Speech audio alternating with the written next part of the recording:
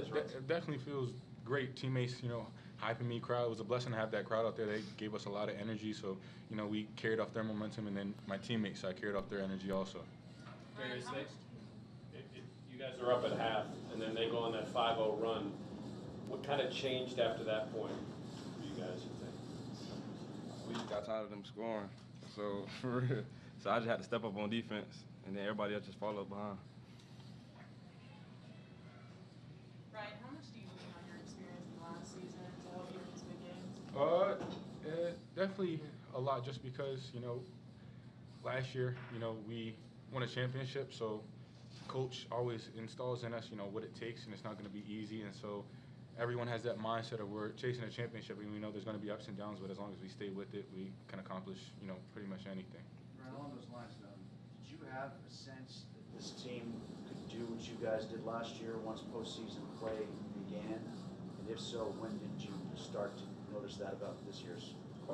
We definitely picked it up towards kind of the second half of the season. We were working hard, had some ups and downs towards the beginning and the middle, but we picked it up tremendously. We all stuck with it. Coach didn't give up on us, and I always have faith and belief in the coaches and the team. So just believing in anything is possible if we just keep pushing through any adversity. So that said, knowing what you know about the postseason, did you have to see it to believe it once you guys came into postseason play? Yeah, I feel like this this game right here, or kind of like February, gave us a good amount of momentum to believe that we can compete for a championship, which is helping us with our energy on the court. So DeSean, are you about ready to give that player of the year thing to the veteran now? Hey man, whatever I gotta do. As long as we get the win. What changed for you guys offensively? Was it more about a mentality or more about scheme?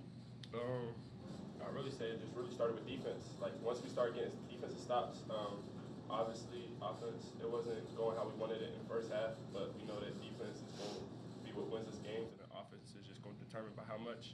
So offense just ended up coming. I mean, we weren't really stressing about it. We just knew we had to get the stops on defense, and sooner or later it'd click.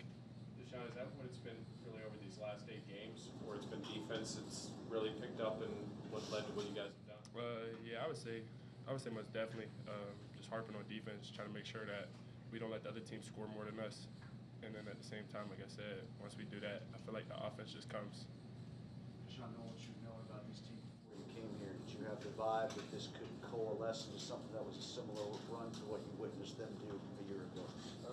I mean, I would definitely say yeah, just because like obviously same coach, so I mean he did it before, why can't he do it again? And just coming in, trying to install that into everybody, just trying to give us the blueprint and the details to be a team that wins. Darius, what are your thoughts, your first ever chance at a conference tournament, going to Indy in the semifinals, that type of thing? Feel good. Yeah, I'm just ready to win. I just want to win, to be honest. Hey Darius, for you, you were huge on defense. You had 3 steals tonight, especially late in that second half. Just how much of your motor is going when you're playing defense like that, and how important is it to get in the transition of offense? I don't know. I just had to pick up on defense, to be honest. I know if I pick up on defense, the whole team would start, it would just turn the team up. So yeah, we would just start going up by a lot. So I'm gonna keep doing that. Yeah. To be a freshman, stepping in and hitting these kind of big shots in a conference tournament game, does that confidence just kind of come naturally to you? Like, do you live for these kind of moments? Yeah, I do. And this stage was bigger, the same? What did you think the stage was like that you were playing on tonight? It was way bigger than what I expected. Yeah, it was bigger. Yeah. Ryan, why are these games with YSU so intense? I feel like probably just because we're only 50 minutes to an hour from each other. So I feel like they're a great team, have great players. So it's a great competition every time we play them. So it's always great competing with them. You guys got Vargas back on the court tonight. How big was his impact for you guys? Not just being on the bench, but being on the court. Definitely tremendously. He always helps us with leadership on and off the court. He stepped up, made some really big plays for us, but helped us out a lot. And I know he's always about winning, so whatever he can do, he always gives us his 100%. When we talked before the year started, you talked, trying to bring another Horizon League title back here was a big reason you came. I mean, just punched your ticket to Indy. Just talk about, your emotions. I mean, it's my first time going to Indy for like the conference. Definitely grateful. I came here, obviously got a great group of guys, and I mean, we did what we did, and now we're going to Indy. Thank you. So obviously I thought, the story of the game was our defense throughout, and our defense allowed us to, maintain a lead as we went into halftime, and then in the second half, obviously Ryan caught fire. Our offense started to improve. We were able to get some high-quality shots, and then the defense then led to some turnovers that allowed us to extend the game and eventually win it. But proud of our second-half performance tonight. Again, this is conference tournament basketball, and so you got to continue to just try and figure out different ways to give your team advantage. And I thought, in the second half, I thought guys really stepped up with their energy, urgency, the ability to create some turnovers that led to points, and then obviously Ryan, making the threes he made just gave us, that next level of energy. Did you say anything to Ryan, or did he say anything at halftime that you thought kind of give notice that kind of second half was coming from him? Obviously Ryan's a terrific shooter, and sometimes you try to give those guys some space, right? Every once in a while I'll chime in and kind of give them what I'm seeing.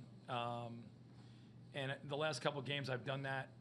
I don't want to take credit for his second half shooting in the last couple games, but I think he wants to make every shot, right? And I think there's a little bit of the first couple, he was pretty naked in terms of his looks.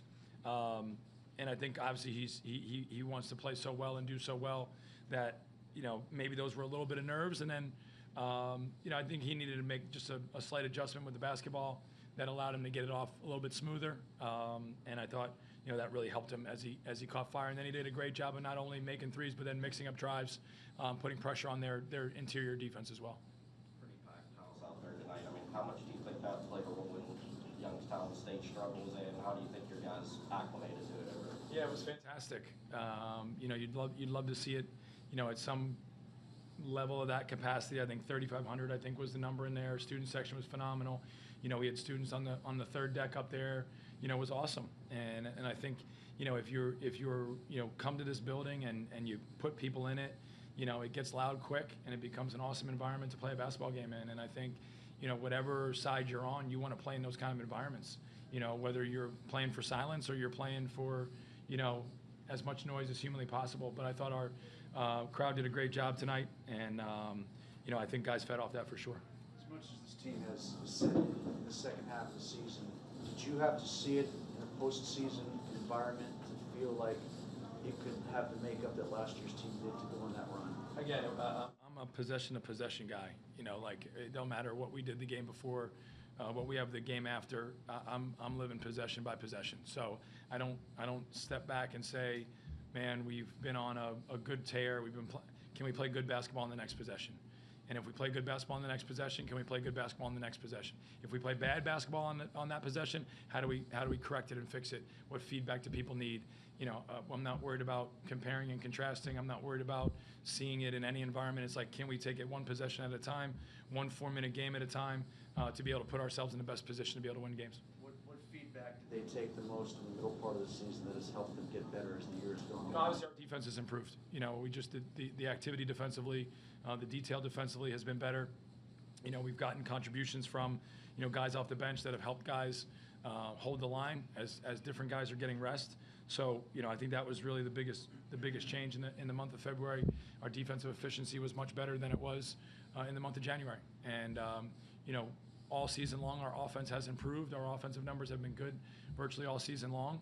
But the defense is what has really improved of the last 4 or 5 weeks.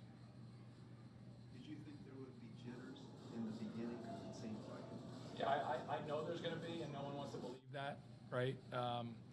Been doing this long enough now where it doesn't matter if there's 3,500 people or there's 500 people in there. This is a conference tournament game. There's no safety net, right? You lose today, you're handed in the jersey tomorrow. It's not like, oh, we got another one next week. And so that provides a different level of anxiety. That provides a different level of emotion. It also hopefully provides a different level of focus. And I thought our guys were playing incredibly hard, but obviously just couldn't kind of get in a flow. And you got to give Youngstown State credit. I mean, they've been a strong defensive team for a majority of the year. They obviously have some capable guys athletically. I thought we got some good looks that we didn't make. I thought we had some free throws that we didn't make, right? All those things help you kind of ease into the game. You know, all of a sudden, you know, going 2 for 4 in the first however many minutes, you know, makes it a little bit rough. But again, I thought we got some good looks, and you know, I think the more you do it, the more comfortable you become in it. But it doesn't matter. The guys that, you know, I mean, Ryan was obviously on the team last year. Other guys played in other conference tournaments last year. But, you know, you're stepping out there for the first time. You're getting in the mix. You know, there's definitely a different level of energy when it's conference tournament time.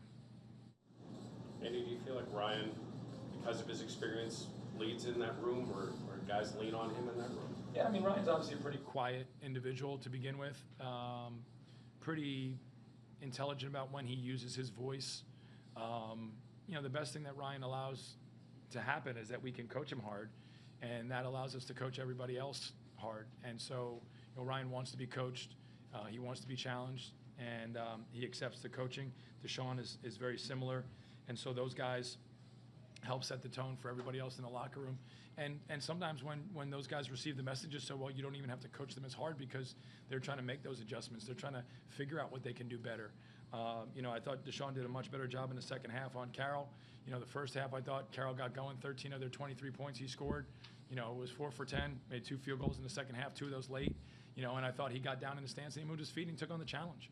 And those are the kind of things that we were talking to DeSean about, you know, as we were leading into the half and then at halftime.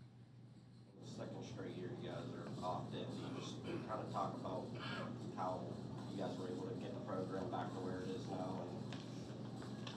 I mean, a lot of hard work from a lot of players and coaches, you know, and that's just, you know, just your daily work, right? You know, obviously last year, some guys, you know, became a part of this that really wanted to rewrite their own basketball stories, and they came together as a group. You know, and then we have this group come in, and now, you know, the only thing that happened to them is expectations grew. And over the year, they've gotten better, and they've grown, and they've come together, and that's, you know, part of what this is all about, how you can take groups and get them to contribute to something greater than themselves. And I think guys are certainly trying to live that and execute that. You got a good lift from your bench tonight, didn't you? And that gives you a lot of enthusiasm. Yeah, I think it's great. Like, I love teams. I mean, I've been on a team since I've been 4 years old, and I love teams, and I just think it's like your responsibility to do whatever you possibly can do for a team. And I've had tons of different roles on teams. Some I've liked, some I haven't liked, but being a great teammate and contributing when your name is called and knowing what you're supposed to be doing, to me, that's the ultimate sign of respect for the program and for your teammates and your opportunity. And I think that, you know, you've seen different guys step up and contribute. And I think that that's really what it's all about, because if you don't have those contributions, it doesn't work, right? And I think, you know, to some extent, as that game went on, I think, you know, there was some fatigue from Youngstown. We were able to kind of wear them down a little bit, and maybe that's because some other guys weren't able to come in and contribute. Obviously, Rolf was out. He's a major minute guy for them, you know, so those are some things I'd look at and say, like, some of the more successful teams have more guys that can come in and can contribute and hold the line. All right. Thank you very much.